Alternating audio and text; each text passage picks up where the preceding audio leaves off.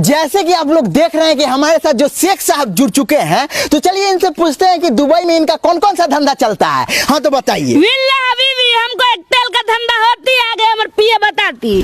पहला तेल का धंधा होती, दूसरा तेल लगा के पेलम पेल का धंधा होती।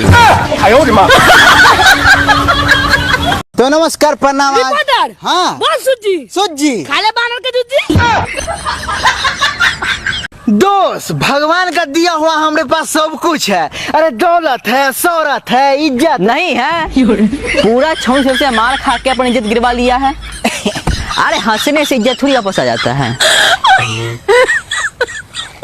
जो आजकल के लड़का लड़की लोग पार्क में जाकर कुची मुची और पुची पुची करते हैं, उसको आप कैसे देखते हैं? अरे छुप छुप के देखते हैं, मजा बहुत आता है। एक बार हमको दिखा। चलिएगा। आइंदा से मेरे खिलाफ बगावत की काट डालूंगा। बाप के दामत करके दिखा ना, दिखा करके